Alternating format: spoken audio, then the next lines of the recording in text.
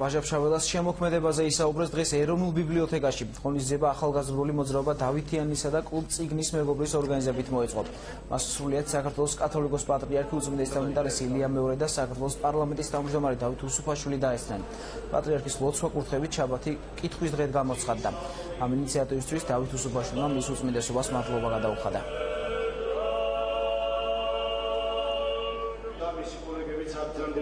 საპატრიარქოში არის უამრავი ლიტერატურა ამის შესახებ და მე მინდა რომ ეს სამწუხაროდ ეს არ არის ქართულად და მე მინდა რომ პალიტრამა საპატრიარქომა სხვა გამოვსეთ ასეთი წიგნი მე ასევე მინდა გთხოვოთ თქვენ და მთელ საქართველოს რომ ჩვენი კავშირი წიგნებთან არ უნდა შემოიფარგლოს მხოლოდ შაბათით.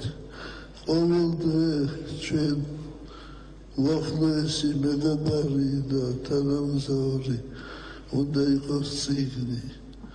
ყოველ დღე უნდა ვკითხულობდეთ. და მე ჩვენს ახალგაზრდობას ურჩევ რომ განსაკუთრებული ყურადღება ფილოსოფიურ წიგნებს მიაქციონ. ამგვარი შრომა, რომელიც აერთიანებს ყველაფერს საქართველოს ბუნების შესახებ, პირველადაა გამოცემული. აქ წარმოდგენილია აბსოლუტურად ყველაფერი, რაც კი უკავშირდება, როგორც პატრიარქი ამბობს, ღვთით ბოძებულ სიმდიდრეს, ქართულ მრავალფეროვნებას, ბიოლოგიურ მრავალფეროვნებას.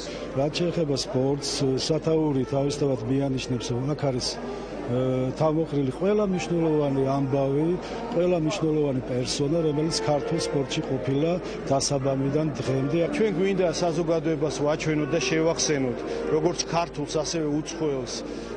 ვინა ვართ, საიდან მოვდივართ, რანი ვართ, როგორი ეროვნული ფასეულობები გვაქვს და რასაკვირა პოზიტიურად ჩვენი ბუნება, ჩვენი მენტალობა, ჩვენი ტრადიციები მივაწოდოთ.